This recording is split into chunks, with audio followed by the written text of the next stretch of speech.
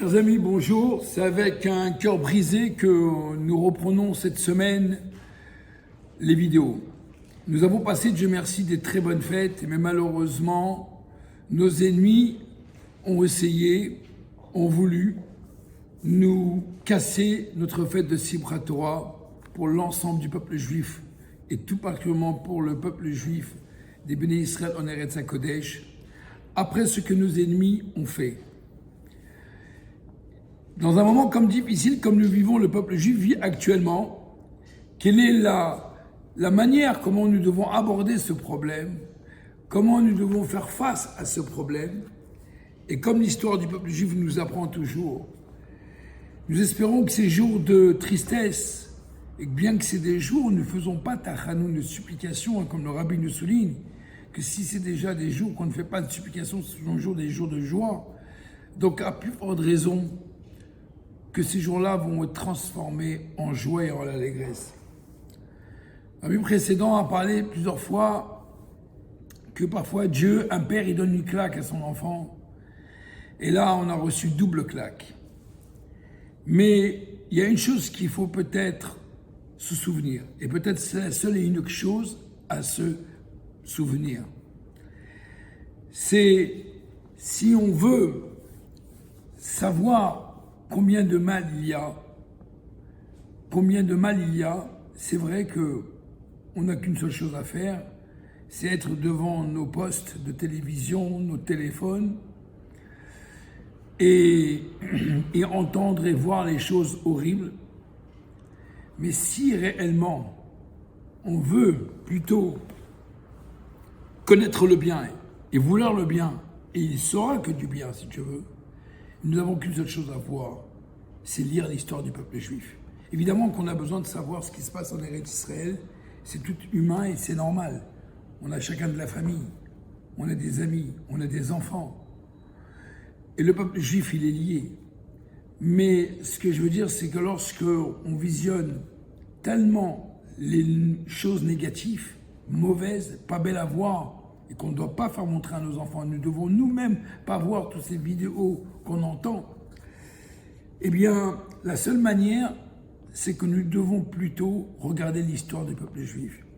L'histoire du peuple juif, il a traversé tellement l'histoire de tellement de malheurs.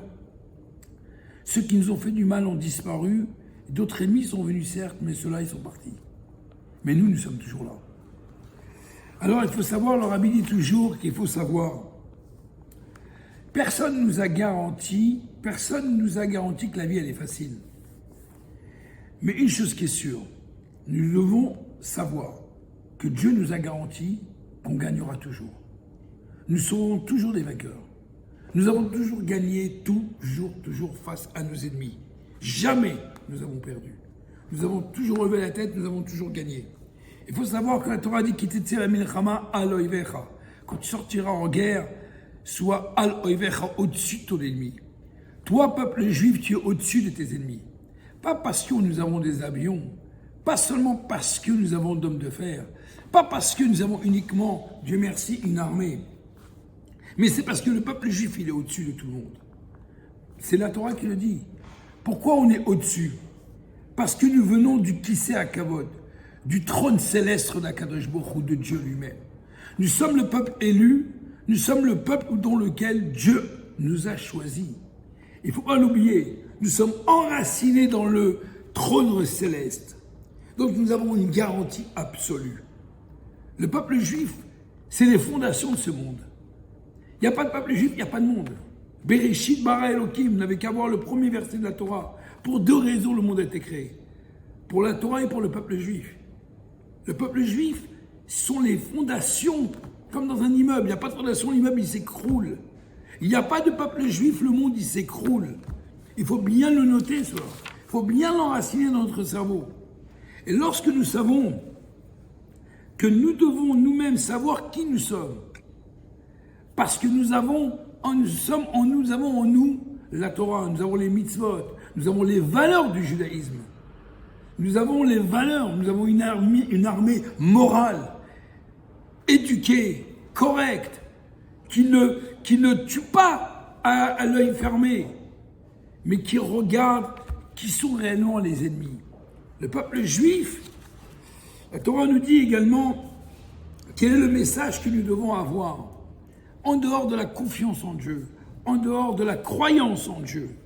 Nous devons réellement, qu'est-ce que nous devons faire?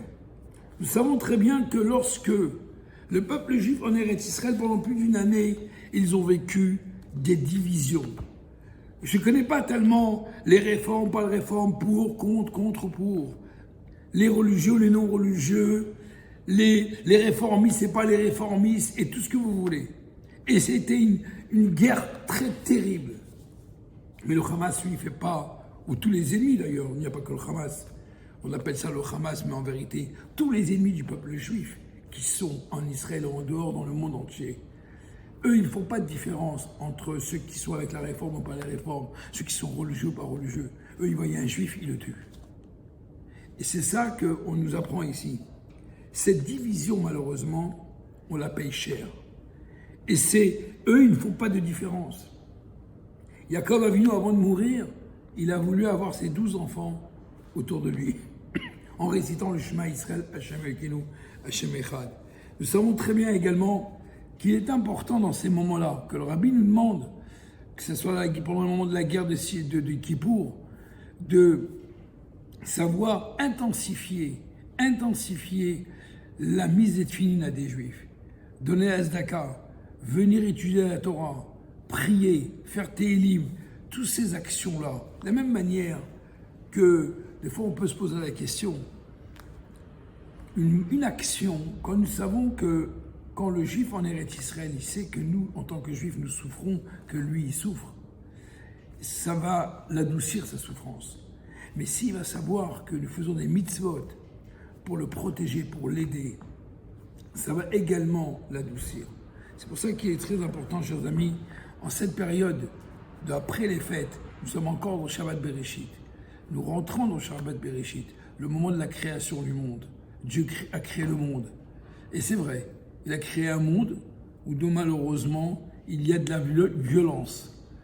Mais cette violence, comme la Torah l'appelle Hamas, Péré Adam, sauvage et barbare, il sera face au monde entier. Et le monde entier sera face à lui.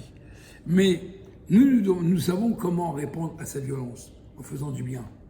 Le bien, il va anéantir tout ce mal que nous avons en face de nous. Nous donnons notre vie pour sauver les vies. Nous donnons notre vie pour sauver des vies. D'autres sont prêts à tuer d'autres vies pour protéger leur propre vie. Eh bien, le peuple juif, il a une moralité exemplaire dans le monde entier. Personne ne va lui donner une leçon. Et je demande que personne n'a le droit de donner de leçons au peuple juif.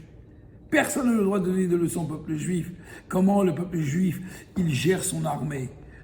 L'armée la plus humaine au monde entier, l'armée de Tsahal. Comment ils vont chercher chaque ennemi, comment ils vont chercher chaque juif pour sauver pas seulement chaque juif, chaque humain, chaque être humain. Donc, il est important que la solution à ce problème-là, comme le rabbin souligne, c'est évidemment beaucoup plus d'amour, beaucoup plus d'amitié, beaucoup plus d'unité. Quand on voit malheureusement, comme à l'époque des élèves de Rabbi Akiva, où il y a eu 24 000 morts, que la Gemara dit Mipnei shelo nahagu kavod ze laze, parce qu'ils ne se sont pas respectés. Il y a eu 700 morts par jour à l'époque de Rabbi Akiva pendant les 33 jours. Aujourd'hui, malheureusement, nous voyons devant nos yeux des choses terribles. Et ce que notre travail aujourd'hui, on le voit aujourd'hui, le peuple juif, comment il s'unit, comment il s'entraide en Eretz Israël et partout. Donc, Akadosh Baruch Hu, il connaît l'unité du peuple juif. Et il va renverser la vapeur. Et il va évidemment faire que nous allons évidemment gagner, ça c'est même pas une question, pas seulement gagner, réussir et être encore plus fort qu'on était auparavant. Car le mal ne vient jamais le mal pour le mal. Le mal, il vient pour qu'après, le bien, il soit encore doublement meilleur. Que Dieu y fasse que, Bezrat Hashem, quand chacun il va prendre sur lui une mitzvah, mettez tefillin, une mitzvah pour les femmes, d'allumer les bougies pour ceux qui n'allument pas, mettre de la zdaka, venir écouter un cours de Torah, lire quelques psaumes de Tehillim, eh bien, cela, évidemment, le monde, Akadosh Baruch Hu, quand il voit son peuple agir, faire des milliers de mitzvot de cette manière-là, évidemment, c'est ça qui va anéantir tous nos ennemis et tout le mal sur cette planète. Et que si Dieu veut, Bezrat Hashem, on pourra très prochainement, si Dieu veut, nous annoncer la venue du Mashiach. Merci beaucoup. Shabbat Shalom.